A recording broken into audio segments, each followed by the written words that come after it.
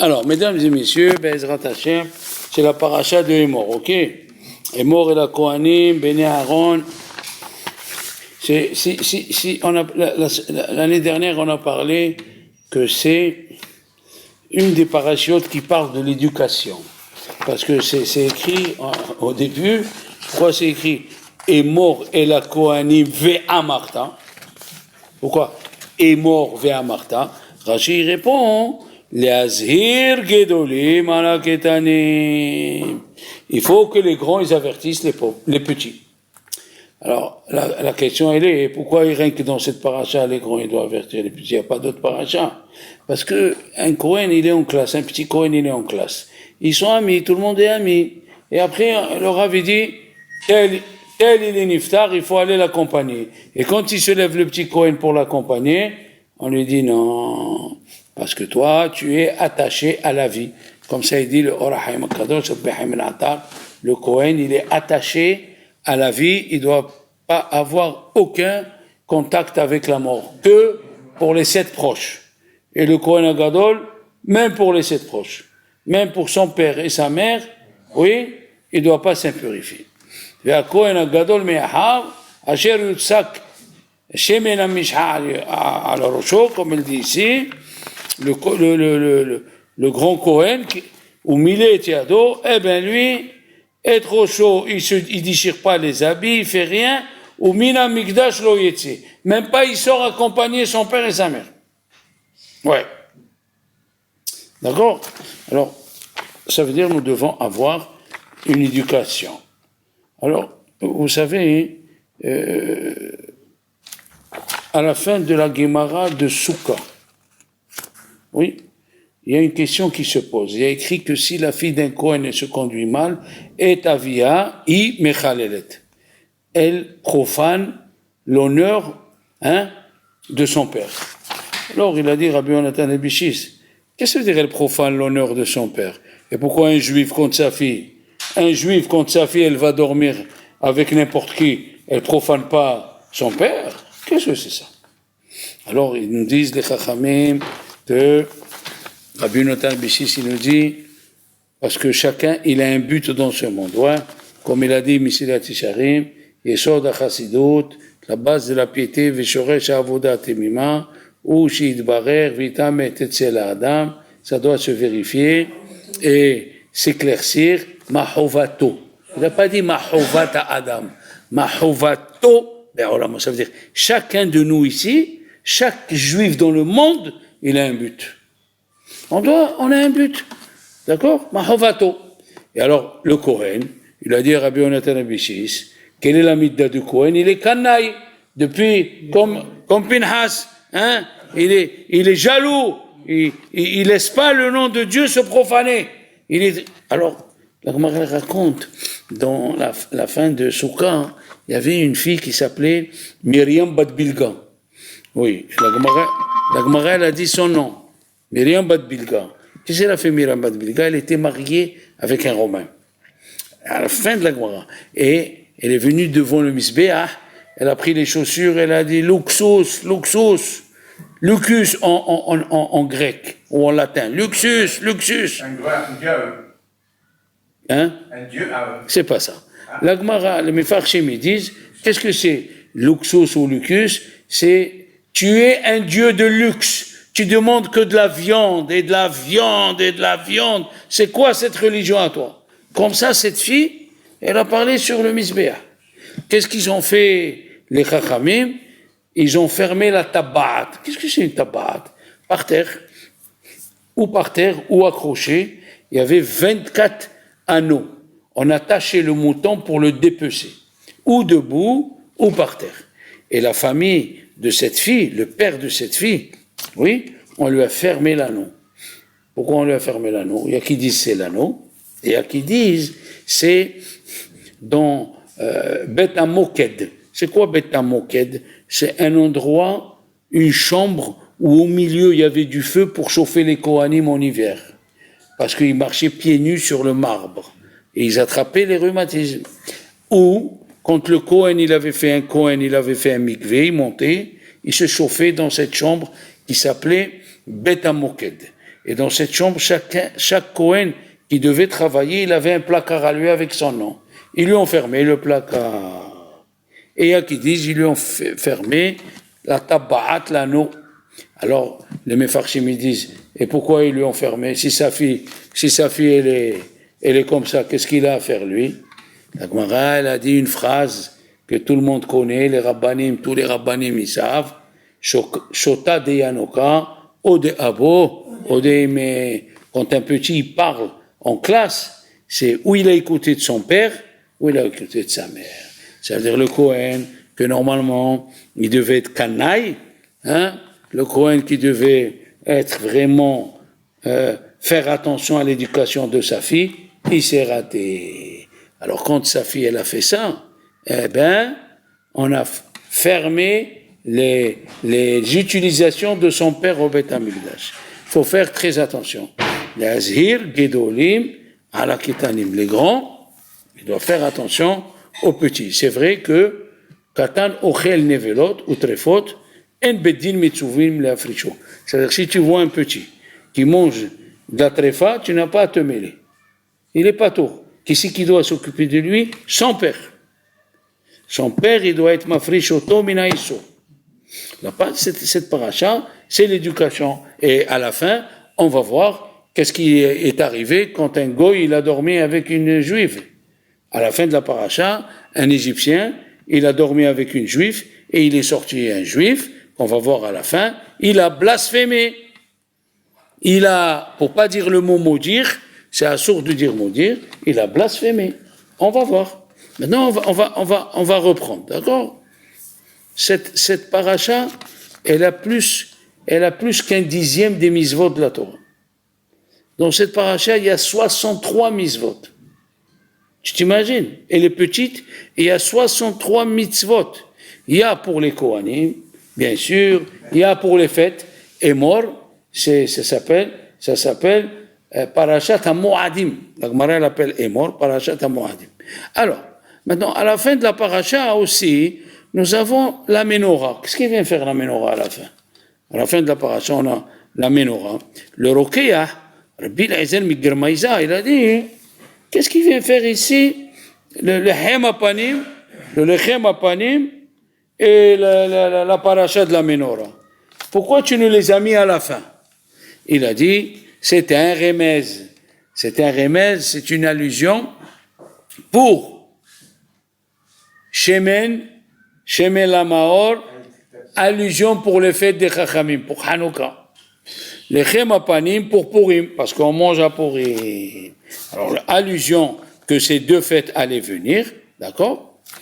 La même chose, il dit le Hatam Sofer dans la Gemara de Megillah, la page 12, il y a écrit que Ahashverosh, il avait 7 ministres, Shiv'a Sarisim, Karshena, Sheta, Adma, Tartarshish, Meres, Marsena, Memouchan.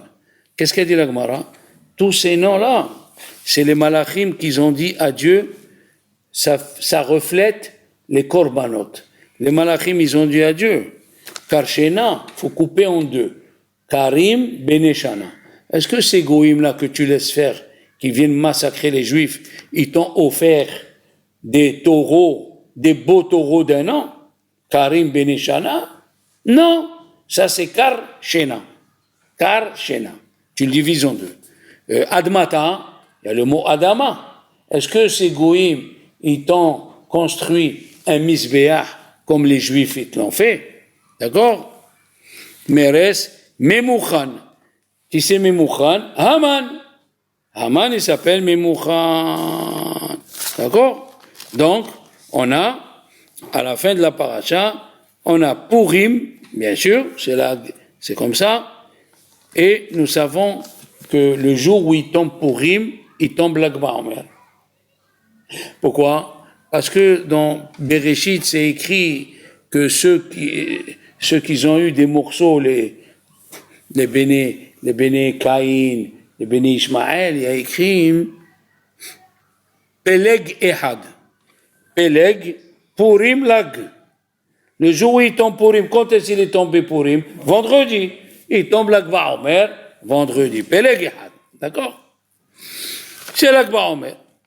Maintenant, ils ont dit, les Chachamim, écoutez bien, hein, on a vu à la fin de la paracha qu'un monsieur, Vayetse Ish Israéli, on va le voir, regardez, on va commencer, c'est un peu étonnant, hein, regardez. Alors, Vayetse Ben Isha Israélite. Ben Isha, le fils d'une femme. Vehu Ben Ish Misri. Et lui, là. Betor Ben Israël. Rachid dit, qui c'est ce Ish Misri? C'est celui que Moshe Rabbeinu a tué. Bon, on continue. Vainatsu Bammahane, ils se sont disputés, Ben à Israélite, le fils de cet Israélite, Veisha Israéli, et un juif. Qui c'est ce juif? Rachid dit rien. Shum davar. Vaikov Ben Aisha Israélite, donc ce Ben Isha Israélite, qui est sorti de Ben Ish Misri, il a blasphémé. Vaikov Ben Isha Israélite et Hashem, Vayekalel, Vayavi Oto El Moshe. Oui? Veshem Imo Shelomit Bat Divri. Et le nom de cette femme, il s'appelle Shelomit Bat Divri.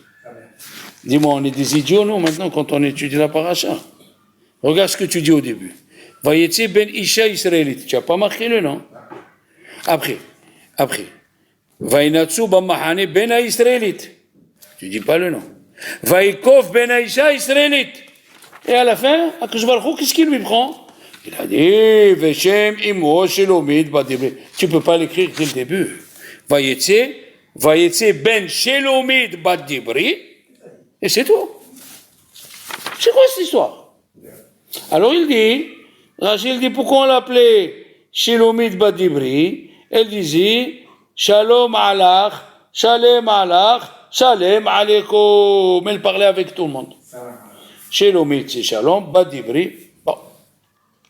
Le Matedan.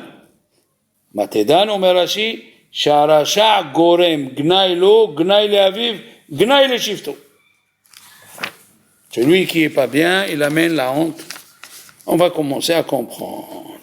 Rachid dit, alors là, j'avais la page dans la main, bon, mais c'est pas grave. On va prendre la page dans la main. Ça, c'est facile. Rachid dit, Ben Ish Misri, d'accord, Betoch Ben Israël, Melamed Sheid Gayer. Il s'est converti. Alors la question, elle est, sa mère, elle est juive. Et lui, il s'est converti. Haramban, il pose la question. Haramban, Arav Shalom, il pose la question ici. Hein? C'est pas possible. Alors, il nous dit comme ça. Le Ramban, il dit, même le Gourarié, le Maharal Meprag, il a dit parce que les Fnei Matan Torah, avant Matan Torah, on suivait le père. Le père. Ah bon? Comme ça, il parle. Non, je suis, voilà, j'étais sûr que vous allez tomber dans le piège. Hazak, je vais te répondre. Tu as posé une bonne question, ça ne veut pas dire qu'il n'y a pas de réponse. Ce type, son père, il était goy, mitzri, sa mère, elle était juive, ok. Avant Matan Torah, qui c'est qui portait la judaïcité de l'enfant? C'est le père. Après Matan Torah, ce qui sort de la mère, même si le père il est goy et la mère elle est juive, c'est la mère elle est juive. Les gens disent que comme quoi, à l'époque où il y avait les Égyptiens, aucune femme juive est allée avec eux. Celle-là, la seule, Chazak Eliyahu, c'est la seule. On va voir pourquoi. C'est écrit dans la paracha, dans Bamidbar, on va le voir. Dans Bamidbar, c'est la paracha qu'on va lire avant Matan Torah. Et il faut savoir pourquoi on va lire la paracha de Bamidbar avant Matan Torah. Pourquoi? Qu'est-ce qu'elle a? Pourquoi chaque fois il dit le Tosfot, Bamidbar doit être lu avant Matan Torah? Il n'y a rien à faire. C'est la mère de Micha. Attends, c'est pas la mère de Micha. Tu as posé une bonne question, c'est pas la mère de Micha, Bichlal. Alors, qu'est-ce qu'il y a écrit ici? Il a dit, nous allons voir, chaque fois c'est écrit Mishpahat Reuveni, Mishpahat Shimoni, Mishpahat, oui. Pourquoi? Hare Oveni Hashimoni. Au début, il y a He, et après, il y a Yud. Yud, Ke, c'est quoi? C'est le nom de Dieu. Celui qui est sorti d'Égypte, c'est celui qui a fait attention à la Taharat HaMishpaha. Hashimoni, d'accord? Hashimoni, Ha-Israël, Ha-Reuveni. Ok? Ish al-Diglo. D'accord? Voilà, je t'ai répondu à ta question. Maintenant, revenons. Avant Matan Torah, on suivait le père. Donc, c'était un Égyptien. Après Matan Torah, on suit la mère. Alors, il te dit Rashi, Idgayer. Tout le monde l'appelait l'Égyptien. Du côté de son père. Du côté de son père. Exactement, monsieur. Alors, il fallait, Rashi dit, Idgayer. Aujourd'hui, ils ne sont pas Mitgarim. Non, aujourd'hui, ils n'ont pas besoin. Après Matan Torah, il a dit au Rahim HaKadosh, pourquoi on suit la mère après Matan Torah? C'est elle qui souffre pour l'accouchement. Et c'est logique. Eh bien, avant Matan Torah, c'était pas ça. Parce que comprends une chose, elle peut aller avec un autre homme. Avant Matan Torah, c'était pas ça. Voilà, c'est tout. Et c'est Alors maintenant, que la mère. pour la question. La question était, pourquoi tu me dis 3 fois Ben Israélite et à la fin tu me dis Shelomit Bat Dibri? Vous avez compris cette question? Ouvrez les oreilles, c'est une chose fantastique que vous allez écouter. Vayetse Moshe, quand Moshe il est sorti, hein? Il a vu Ish Mitzri, un Égyptien, taper un Juif. Comme ça c'est écrit. On va prendre Shemot, voilà. Le début, la Torah nous raconte qui était Moshe. Un monsieur qui supportait pas l'injustice. D'accord? Alors, qu'est-ce qu'il nous dit? C'est ça ce qu'il faut retenir, il faut faire attention aux mots. Alors, Vayi bayamimaim, Vaigdal Moshe. Combien il avait? 13 ans. Vaigdal Moshe. Vayar ish mitzri, make ish evri. Un Égyptien, il frappait. Ok. Maintenant, Vayetse bayom hasheni, veine sheni anashim ivrim. Nassim, il se disputait, Nassim. Oui, deux juifs. Ah, maintenant, écoute bien. Le Shach à la Torah, c'est un élève de Harizal. Aïe, aïe, aïe, aïe, aïe, aïe, aïe. Écoutez bien. D'abord, il répond pourquoi c'est écrit à la 4e fois, tu me dis Shelomit Bat Dibri. La question qu'on a posée au début. Il a dit Shelomit Bat Dibri, c'est pas son nom. Shelomit Bat Dibri, c'est les Juifs qui l'ont surnommé. On ne connaît pas comment s'appelle la mère. On l'a surnommé sur sa façon de se conduire. Elle parlait à droite, à gauche, elle n'avait rien à faire. Comment tu vas? Alors, il y a des gens comme ça. Attends, il y a des gens chez les hommes, ils n'ont rien à faire. Il vient, il s'assoit, il s'ennuie. Comment ça va? Et ta femme? Et l'assurance de la voiture? Et l'avion? Stam! Il n'a rien à faire, il veut savoir ta vie. Toi, tu n'as rien à faire, va étudier. Va étudier. D'accord? Alors, cette femme, elle avait un nom. Comme ça, il dit le Shach à la Torah. Seulement, ils l'ont nommé sur le nom des Juifs qui lui ont donné. Et là, j'ouvre une parenthèse, Claude. Écoutez bien ce que je vais vous dire. La personne, elle a 3 noms. La personne, elle a 3 noms dans sa vie, Élie. Quand il naît, les parents ils lui donnent un nom. Après, lui, il se fait une renommée. Lui, il se fait un nom. Après, les gens, ils lui donnent un nom. Vous avez compris? Il y a 3 noms dans la vie. Un type, il est né, il s'appelle Moshe. Mais il est pas comme Moshe. Il fait n'importe quoi de sa vie. Alors lui, il se fait un nom, il croit qu'on le... Mais en vérité, les gens, ils lui donnent un autre nom. D'accord? Alors écoutez bien maintenant. Et là, vous allez comprendre une chose fantastique. Le Shach à la Torah, il dit, qui c'est les 2 personnes qui se disputaient? C'est Datan et Aviran. Quand il est sorti Moshe, il a vu Datan et Aviran qui se disputaient. Tu me comprends, Claude? Pourquoi ils se disputaient? Toujours ils étaient ensemble. Pourquoi ils se disputaient? Juste 2 passouk avant, qu'est-ce qu'il y a écrit? Un Égyptien, il frappait un Juif. Qui c'est ce Juif? Datan. Pourquoi il le frappait? Il le frappait pour qu'il ne rentre pas à la maison, qu'il aille travailler. Et cet Égyptien, il est rentré dans la maison de Datan, il a dormi avec la femme. Et de cette femme, il est sorti le fils égyptien. Tu suis maintenant. Qu'est-ce qu'il a fait Datan? Écoutez bien ce qu'il dit, le Shach à la Torah. Qu'est-ce qu'il a fait Datan? Il a laissé sa femme. Il a dit, moi, tu as dormi avec un Égyptien? Serf Hak. Donc, l'enfant qui est sorti, il croyait qu'il était juif. Il s'est converti. Qu'est-ce qu'il a fait Datan?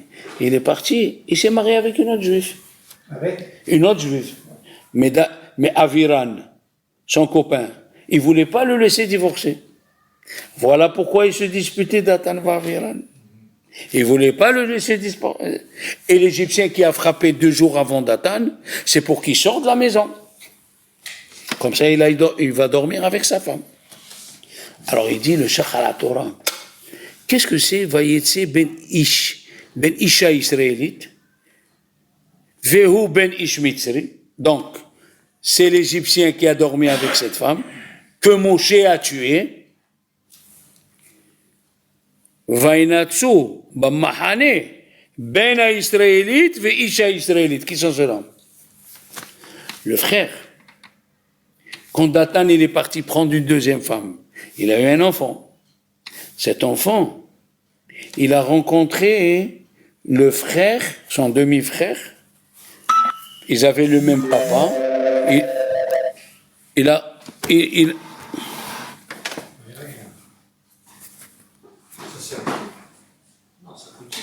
Regarde, il a rencontré.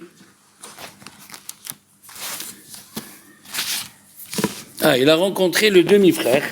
Tu vois pourquoi le tien il est bien. Le véritable enfant de Datan avec une juive, il a rencontré le premier de l'Égyptien avec la première femme de Datan. Et là, regardez l'histoire. Aïe, aïe, aïe, aïe, aïe, une histoire fantastique. Rashi, il a dit, Vayetse ben Isha israélite. Il est sorti le fils d'une femme juive. Qu'est-ce que tu veux dire Vayetse? D'où il vient ce mot Vayetse? Il dit Rashi, mais d'où il est sorti? Rabbi Levi Omer, mais Olamo. Il est sorti de son monde. Mazé, il est sorti de son monde. Rabbi Beraché Omer, mais paracha chez les Ma'ala Yatsa. Il est sorti de la paracha d'avant. Mankara. Amrou, Beyom HaShabbat Yarichenu. Le jour du Shabbat, on mettait les chem apanim. Hein? Derech HaMelech le'echol pat hama bechol yom. Il a dit, le roi, il mange du pain frais tous les jours, chaud. Shema pat sonenet yeshisha yamim. On donne à Dieu du pain de 9 jours. Netisha yamim. D'accord? Alors, voilà la deuxième explication. Doucement. Troisième explication, mi beddino shel Moshe yatsa. Il est sorti du beddin de Moshe. Quoi? Balita'olo betoch mahanedan. Il est venu mettre sa tente dans la tribu de Dan. C'est normal. Amroulo, ils lui ont dit, Mativchan, qu'est-ce que tu veux faire ici? Mativchan. Amalai, mais bedena anochi. Mais moi, ma mère, elle est de Dan. Ils lui ont dit, lui, il a cru que son père Datan, il est de Dan. Il lui a dit, c'est écrit Ish al Diglo. Il est sorti dans le bête. Il est rentré chez Moshe Rabbeinu.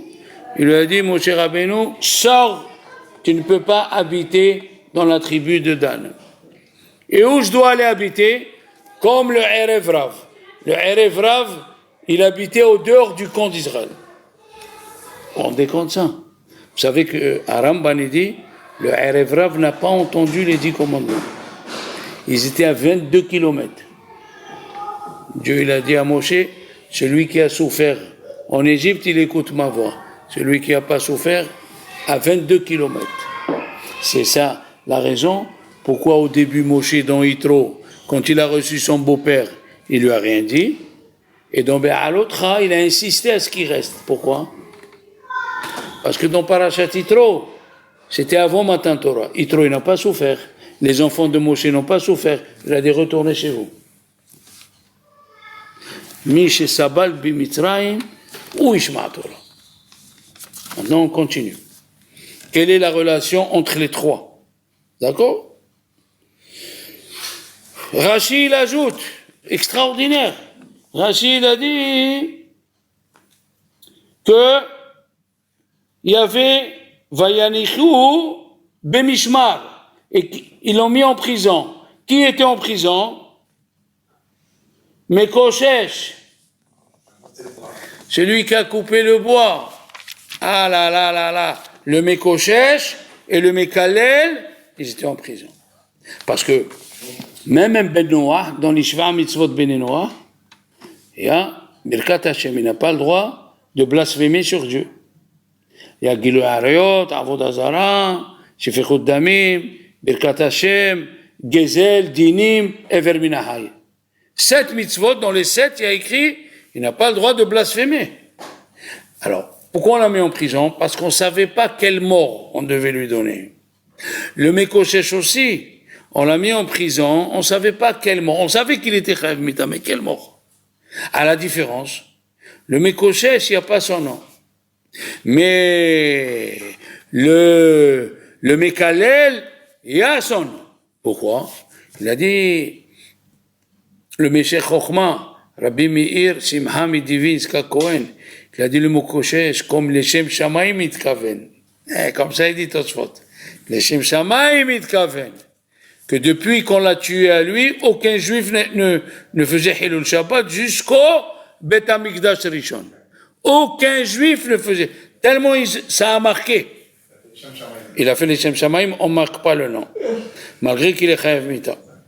Mais le Mekalel, on a marqué. Alors, on continue. Attendez. D'accord? Il y a des fois, les enfants, écoutez ça, pourquoi il n'y a pas écrit le nom Ben Isha israélite? Des fois, on ne marque pas le nom, les enfants, parce que la punition, elle est plus forte. Écoutez bien. Il y a écrit, juste dans la paracha de Kedoshim, oui, comment c'est écrit? Je sais qu'on ne peut pas se rappeler de tout. Haremot Kedoshim. Alors, dans Haremot, Lo telchou bechukotehem. Ah ouais. Je veux pas que vous, voilà. Je veux pas que vous, voilà, que vous faites comme ils ont fait les goïms. D'accord? Ervat et tout ça. Voilà, c'est écrit Vesamti ish uminager asher iten mizar'o la molech. Qu'est-ce que c'est le molech? Rashi et Aravad, il y a une mahloquette. Quel était le travail qu'on faisait à ce dieu du feu? Ish ater iter, oui, uminager ater mizar'o la molech motchumat. Rachid dit, il prenait un enfant, il le faisait passer devant les statues qu'ils adoraient, les statues du dieu de feu. Aravad, il a dit non, il brûlait son fils pour le dieu du feu. D'accord? Mais qu'elle dit la Gemara? C'est écrit, Ish asheriten mizar'o. Qu'est-ce que c'est mizar'o? Une partie de son zera. Et s'il donne tous ses enfants, on ne le tue pas. Comment ça? Quand tu dis mizar'o, s'il donne un enfant, on le tue. Et s'il donne tous les enfants, on ne le tue pas. Il a dit Dieu. Sa punition, elle est tellement forte que Dieu il a dit, ça ne suffit pas à la mort. La mort, c'est une capara à la mort. Il faut qu'il vienne chez moi, je vais le régler. Tu as vu ça? La même chose. Où on a trouvé ça? Aidim Zoumimim. Et les Aidim Zoumimim, ils sont venus témoigner sur quelqu'un. Ok, ils ont témoigné sur quelqu'un. Et on l'a tué. Ah non, avant de le tuer, on a trouvé qu'ils étaient Zoumimim, qu'ils étaient faux. On les tue. À eux. Et si on a tué le monsieur, on ne les tue pas. Comment c'est possible? Parce que la mort de la personne, c'est une kapara. Et Dieu l'a dit, je ne leur donne pas kapara à cela. Laissez-les vivants. Ils vont venir chez moi, les dorés dorot. Les dorés dorot. D'accord? La même chose. Et c'est pour ça que c'est écrit, Rabbeinu Bechaye l'a dit. Pourquoi la Torah, elle nous raconte le Megadef? Qu'est-ce qu'elle vient nous raconter le Megadef? Hein? Le Ben, Abba Shelo, oui. Et puis, alors attendez, c'est ça, là, hein? Ah ouais, le 2 il était là, excusez-moi. Alors maintenant on va essayer de comprendre qu'est-ce que c'est et on va voir le résultat et je vais vous faire découvrir un cri de douche de Harizal fantastique. Qu'est-ce que c'est Me'olamo? Me'olamo, il a dit le Maharik, il aura ni Olamazé ni Olamaba. Comme chaque juif, quand l'Israël est Shlem, Helek. Celui-là, ni dans ce monde, ni dans l'autre monde. Très bien. Ok. Maintenant, quelle relation avec les Hemapanim et le Mekalel? Pourquoi on les a mis à côté? Écoutez bien.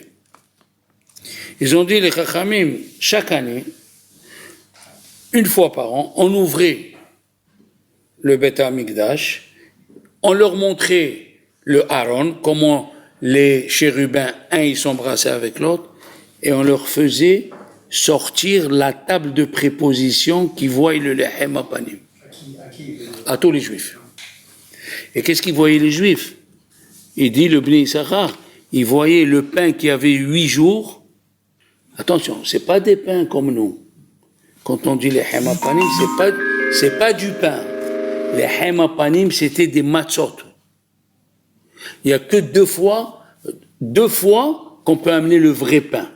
À Shavuot, Vehevetem Mincha Hadash al Hashem, on a amené 2 vrais pains, 2 restaurants. Pourquoi? Pour montrer que la Torah, elle appartient aux hommes. Et quand quelqu'un il a amené Korban Toda, il y a 40 pains, il doit amener 30 pains Azim et 10 pains Hametz. Donc quand on dit les Hemapanim, c'est pas le pain qu'on connaît, nous. C'est une matzah sur une autre, sur une autre, sur une autre. Elle était épaisse. Et la matzah, et ces pains-là, par rapport aux 12 tribus, 6 d'un côté et 6 de l'autre, la fumée, elle sortait. 8 jours, et la fumée, elle sortait. Qu'est-ce qui s'est passé quand il sortait le lechem apanim pour que les Juifs y voient? Une chose fantastique. Le pain de Dan, il était froid, il n'était pas chaud.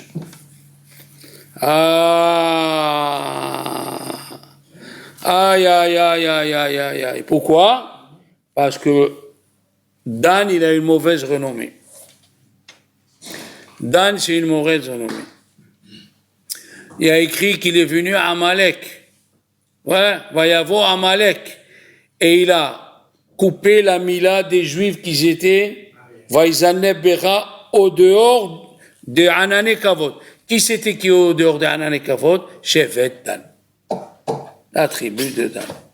Pourquoi? Ils ont amené Avodah Zara avec eux. Ils ont amené Avodah Zara avec eux. Maintenant, tu as compris maintenant?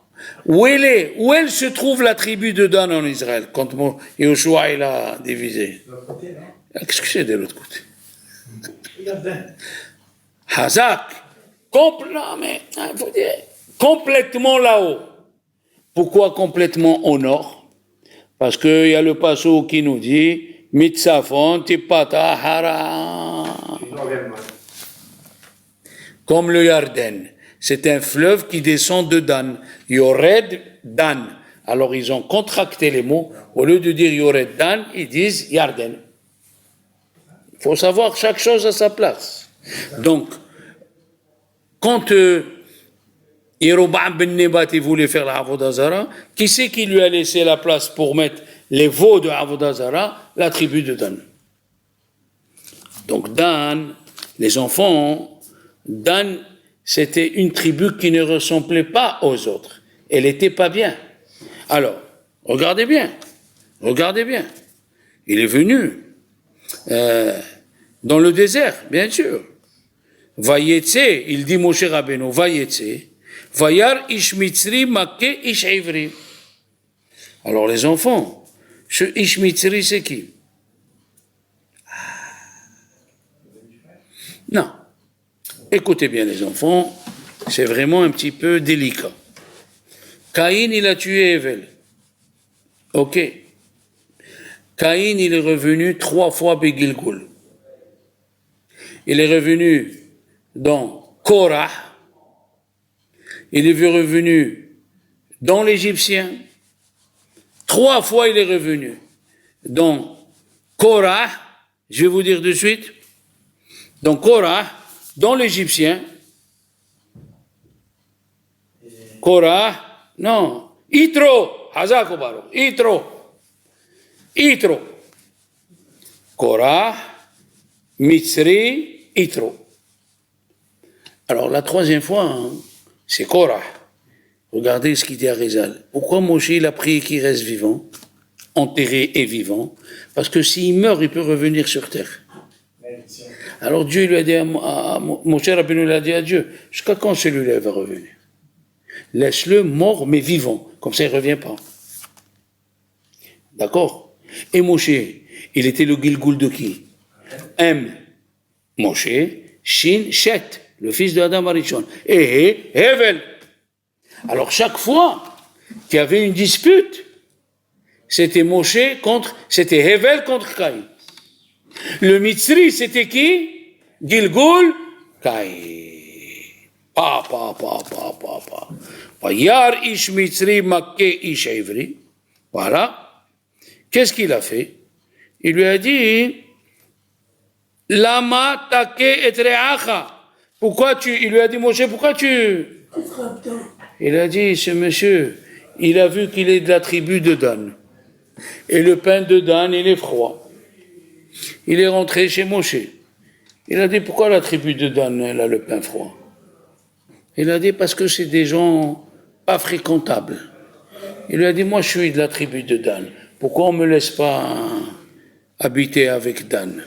Il lui a dit, parce que ton père c'est un goy. Alors voilà la relation, pourquoi on parle de l'Echem Apanim. Alors il est sorti, qu'est-ce qu'il a fait? Qu'est-ce qu'il a fait ce type? Il a blasphémé. Comment il a blasphémé? Il a écouté, écoutez bien, il a écouté avec quel nom Moshe il a tué le premier Égyptien, qui était son père. Il a dit, mais toi, ton père c'est un goy? Ah ouais? Oui, Moshe, Rabbeinu, il a tué ton père. Moshe, il a tué mon père? Et oui, c'était un Mitzri. Et comment il a tué? Avec le shem de Také. Také, il est écrit dans plusieurs endroits dans la Tfila. Un jour, je vais vous le montrer. Ve'afta et Hashem Elokecha. Ve'afta et Také. Hein? Alken, ken nekave lecha. Také. Dans Modim aussi, il y a Také. C'est un shem qu'il faut penser. Qu'est-ce qu'il a fait? Il a dit le nom de Dieu, celui-là, que Také, il maudisse Yudke Vavke. Ah, voilà. D'accord? Extraordinaire. Au lieu d'aller s'attacher, il a appris. Au lieu de dire maintenant que je suis guerre, maintenant que je suis converti, Kadosh Baruch Hu, il va me donner une place mieux que les autres. Pourquoi mieux que les autres? Il a dit le grand devina. Dieu, il aime les convertis mieux que les juifs. Pourquoi? Les malachim, après combien de mots ils disent le nom de Dieu? Kadosh, Kadosh, Kadosh. 3 mots. Les juifs, après combien de mots ils disent le nom de Dieu? Shema, Israël, Hashem. Les convertis, il s'est converti, qu'est-ce qu'il a dit? Baruch Hashem. Après un mot, il dit le nom de Dieu. Donc, au lieu de dire je suis un converti et Dieu il va m'aimer, il va me donner plus que les autres, il est parti du mauvais côté. Pourquoi il est parti du mauvais côté? Encore une fois, c'est l'éducation. Shota de Yanoka, ode abo, ode imme.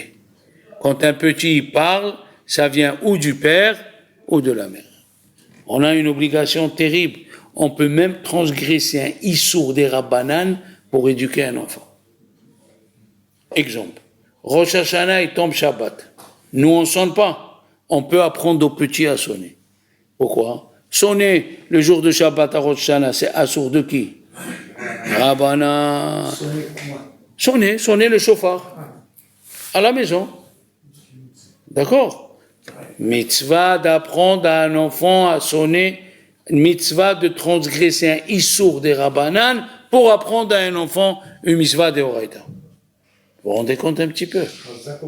Bien sûr, pour l'éducation de l'enfant. Rabbi Akiva Iger, ils lui ont demandé, mon fils, il sait faire la prière que dans son sidour. Et les autres sidourim, ils n'arrivent pas, ils se trompent.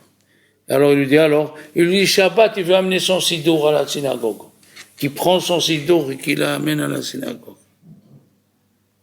Pourquoi? Pour le chinour du katan, on peut transgresser un issour des Rabbanan. Pour être mechanech oto, on peut lui donner le lulav beyom Shabbat qui tombe sous côte que nous on fait pas, lui il peut faire. Pourquoi? Pour éduquer un enfant à la Torah, c'est une mitzvah de transgresser. Maintenant, écoutez bien le chidouche de cette année. Un monsieur, il a été mevatel le chametz avant Pessah, et maintenant, pendant Pessah, qui est Shabbat, il a trouvé comme cette année, Shabbat matin, il a trouvé des pains à la maison. Qu'est-ce qu'il peut faire? Mais tu n'as pas compris, on est à l'après-midi. Alors qu'est-ce qu'il fait? Les brûler, il peut pas. Les mettre aux toilettes, c'est ce qu'il faut. Mais tu vas boucher les toilettes, comment on fait Shabbat? Il dit, le Maharil Diskin, il a dit, on les donne cadeau à un petit, il les sort de la maison et il les pose dans le domaine public. Ah, il fait Otsaha. Otsaha pour un petit, c'est quoi? C'est des Rabbanan. Pour faire le chinour à un petit, on peut transgresser un issour des Rabbanan. Mais vous vous rendez compte ça? En Israël, en 1930, ils ont amené, la veille de Shabbat, presque Shabbat, il va rentrer, ils ont amené des chalotes. Les gens, ils ont commandé les chalotes, ils sont venus en retard. Mais on n'a pas prélevé la chala. En Israël, on ne peut pas prélever Shabbat, la chala. Ni bechutz à la haaretz. Mais bechutz à la haaretz, on a un arrangement. Tu manges et tu laisses la chala à la fin. Mais en Israël, on ne peut pas le faire. Comment on fait? Il a dit, le Mardiskin, il a réfléchi. Il a dit, vous donnez tous les chalotes à un petit. Et que lui, il prélève la chala b'yom Shabbat. Le issour de prélever b'yom Shabbat, c'est quoi? C'est Asson de Rabbanan. Pour un petit. Moutard de transgresser un issour de Rabbanan pour un petit. Extraordinaire. Et lui, c'est pour lui apprendre? Pour lui apprendre comment on fait la frachat chala. D'ailleurs, comment il s'appelle? Rav Ovadia Yosef, il a dit, c'est bien que chacun dans sa vie, même les hommes, je lui ai dit à ma femme, à chaque fois je vais faire la hala, qu'une fois dans ta vie tu prélèves hala. Pourquoi? Parce qu'il va te manquer une mitzvah, il faut avoir les 613 mitzvot pour entrer à l'Olam Haba. Il va te monter. Hein? Ah, toi tu fais tous les jours chez les boulangers, tout ça. Hazak ou Baruch. Mais nous, on fait rien. Alors il faut faire attention, que nous, attention Ishaq, nous, on prélève un petit peu, ça suffit. Mais pour les Ashkenazim, il faut kazaïd. Combien des Ashkenazim qui achètent, il faut prélever kazaïd. Bon, tant mieux. Qu'est-ce qu'on... Donc les enfants, vous m'avez compris maintenant, vous avez... Attendez, laissez-moi finir. Vous avez compris maintenant qu'est-ce qui s'est passé? Mais Olam Yatsa, qu'est-ce qui s'est passé? Pourquoi le Kesher? Hein? Alors maintenant, je finis avec une cerise sur le gâteau. Qu'est-ce qu'il y a écrit? Hein?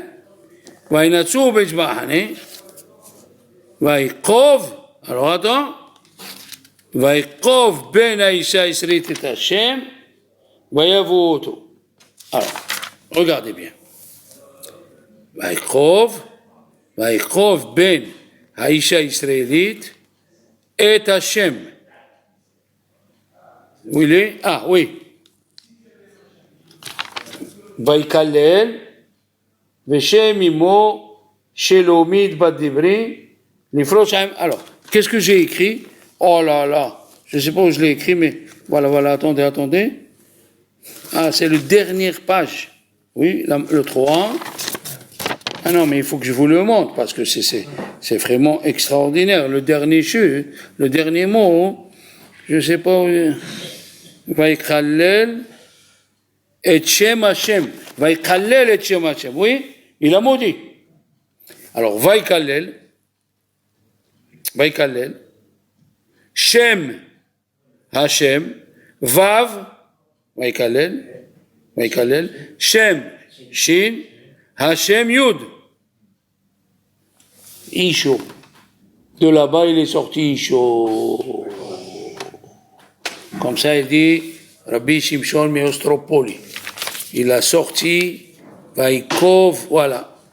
Shem Hashem. Vaikov et Shem Hashem, Raché Tebot Isho. De là, il est sorti Isho. Et il dit le Beth Yosef, le 9, le 8 Tebet, on jeûne parce que le roi Talmaï, il a dit, traduisez la Torah. Le 8 Tebet, les tzadikim, ils jeûnent le 8 Tebet. Parce que le roi Talmaï, il a dit de traduire la Torah en latin. Le 9, il a dit, je ne sais pas pourquoi, on jeûne. Le 10 Tebet. Il a dit à Rizal, le 9, il est né chaud. Le 9, il est né chaud. Regardez les enfants, les secrets qu'il y a, et encore que je ne vous ai pas tout dit. Alors, ben, Ezrat Hashem, une bonne semaine. Amen. Hein? Sur le côté. Eh ben. C'est sûr que tu peux